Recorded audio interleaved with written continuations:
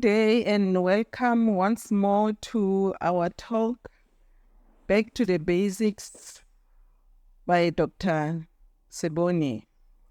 Today we are going to talk about a common thing that we know, salt. So I'll call it swimming in salt. Why am I saying we are swimming in salt? We are swimming in salt because almost 80% of what we eat has got salt added onto it. I'm talking about table salt, the one that we use daily. Chemically, table salt is called sodium chloride. So when you look for the amount of salt in the things that you buy, look for sodium chloride, written as NaCl or sodium chloride. So normally this composition is about 40% of the sodium and 60% of the chloride. But what do we really use salt for? So we all know we use salt for taste. We use it, and also they use it to be a binder. How do they use it to be a binder? Salt, because of its properties, will leach or will take away the water from any organ. And also salt is used as a stabilizer. The same thing that is this chemical property of it being a binder, it also becomes a stabilizer, because when you move a lot of salt out of an orange or out of a grape, it suddenly shrinks, and because it doesn't have less water, it won't rot so quickly. So also salt is used as a preservative. A preservative means it slows rotting or it delays rotting.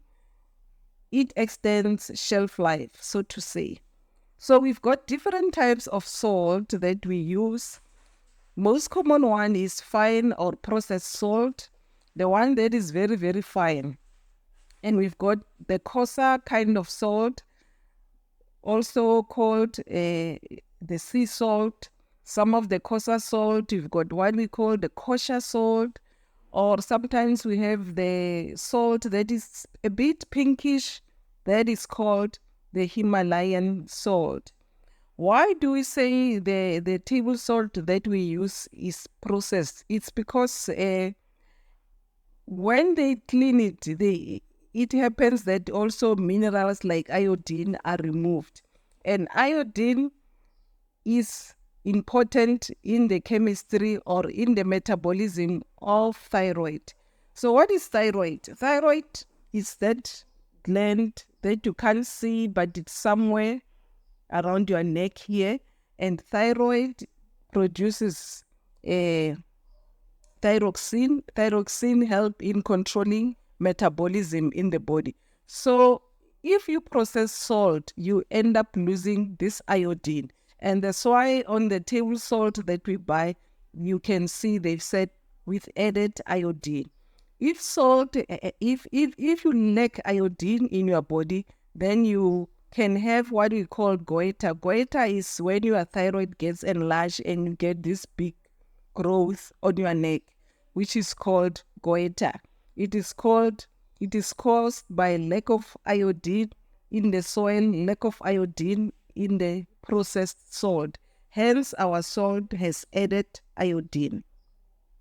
So, what is the use of salt also in the body or by the body? The salt is used for cell control, for internal and external control. It's also used for muscle pumping. That's why sometimes when you have cramps, they say you are lacking salt in the body. And it's also used to maintain the proper balance of water and minerals in the internal environment and the external environment in our body. So all I can say is that you don't have to look for salt. Salt will find you. What do I mean? I mean it's because, as I said, salt is there in almost over 80% of the food that we eat. As long as you don't eat anything fresh, rest assured it has salt. So, uses of salt by the food industry. So as I said, salt is used as a preservative or something that helps the food not to rot quickly. And The food industry use salt to remove the water from the food. So let's say if you buy a packet of crisps, it's very crisp, but it's very crisp because the potatoes, the waters have been removed because they've poured in a lot of salt, and the crisps now they've got this shape due to the extra salt that was poured on the potatoes. So also the food industry use the salt to preserve food. Some food has more salt or more preservative than others, depending on the type of food. It's obvious that if you buy a sausage has got more salt compared to when you buy wheat bix. Wheat bix has less salt because they don't rot easily. But sausage, because it rot easily, it's going to have more salt to prevent early rotting. So, as I said, all food that are not fresh have salt or sodium added in different quantities. All foods that are man-made or processed have salt in them. Food like artificial or man-made meats. What are man-made meats? Man-made meats are the meat that are things like sausage and ham, and in our country, boerewors. Those are man-made meats, or beef patties. Those are man-made meats. And for them to be able to hold together, salt and other preservatives have been added in those man-made meats. So also if you buy prepared meals, any prepared meals, macaroni and cheese, macaroni and broccoli, and whatever that you can buy ready-made to heat at home, has got a lot of salt because, as I said, salt is a preservative. Salt is added to make sure that whatever they prepared does not rot easily. So everywhere we've got salt in our sauces. Sauces are these things that we buy to increase our gravies or cape soup, things like that, stocks. Whether the stocks are naturally made or whether the stocks are processed, they've got a lot of salt in them. And, everyone who cooks will tell you that stocks have got a lot of salt. So the other food that has got a lot of salt are snacks, or salted nuts, crispies, things like that. Any snacks that you eat, a lot of salt has been put in there to give them taste, to make sure they don't rot easily. And food like cheese. Cheese is one of the foods that has got a lot of salt, and it differs from the type of fat. From the type of cheese. Some cheese have got more salt than others. So I'm sure you realize that there are very few food that don't have salt. But also things like margarine or salted butter, because now on the shelf we have unsalted and salted butter. But all the margarines that I know, they've got fat salt added in them. But also the cheaper the margarine, that is what I've noticed, the cheaper the margarine, the more salt it has. So I've noticed that margarines which are heart friendly, which have been manufactured to promote heart health, they've got less salt. And did you know also that the very cereal that we buy, even the cereals for babies, they've got salt added in them. Why? So that they can prevent rotting. So salt has been added in grains, in rice cereals and granolas, even our usual maize meal, that we use, especially in South Africa, has got salt and other preservative to increase shelf life.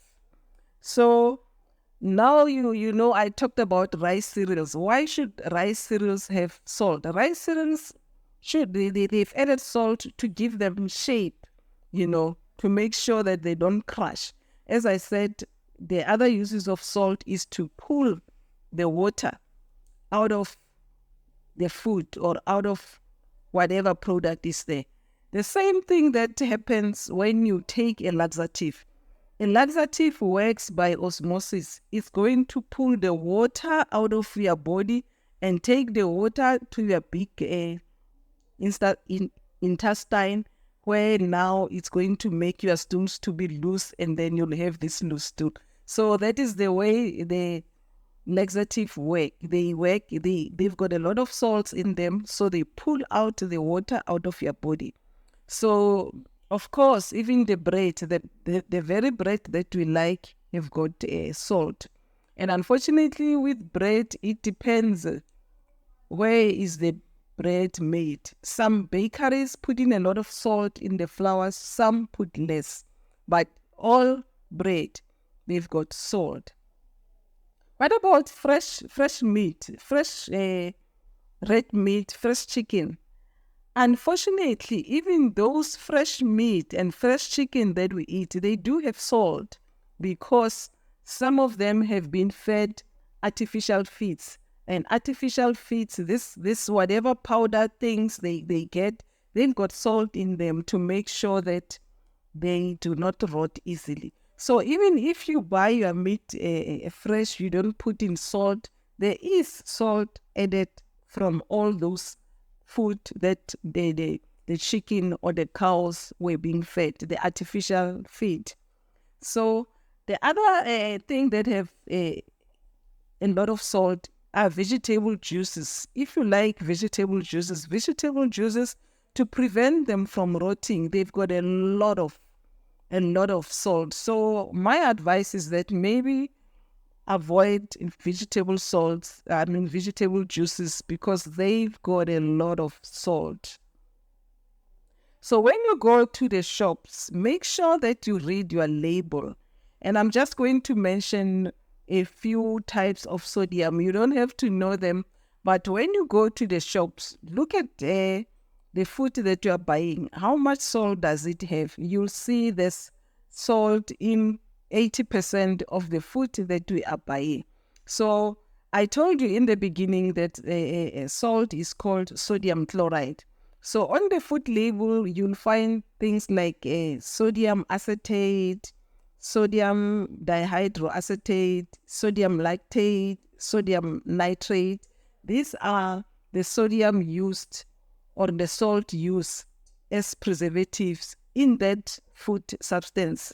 So whatever that you buy, tin products, grains, juices, especially vegetable juice, margarine, butter, check there is a salt added. So for our series today, I was just trying to enhance you, to let you know that be aware that we've got salt in over 80% of the food that we eat, because most of the time, the food that we eat, we don't take straight from the field and eat, but we get them from the shops, whether it's cereals, whether it's rice, whether it's maize, because they want to extend the shelf life.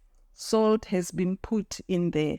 So if you also like to eat ready-made food, you want to go and buy something and put it in the oven there as a ready-made food,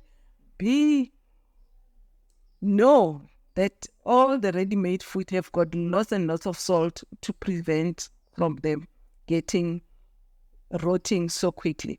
So in our next series, we are going to zoom on the untoward effects, the bad things that happens in our body because of this salt overload. As I said, we've got salt overload, and the salt affect most of our system in the body. So join us in our next series as we continue on this salt series. Remember, in 80% of the food that we buy, that we eat, they've got salt. So we can't run away from salt, but we've got to do something to reduce the amount of salt that we get in our body. Thank you so much for listening to our series, Salt, Drowning in Salt. See you next time on Did You Know? Back to the Basics by Dr. Magde. And please, please, please Don't forget to like, share, and subscribe on our YouTube channel. And comment if you've got any comment. Comment if you've got any questions. Bye for now, Dr.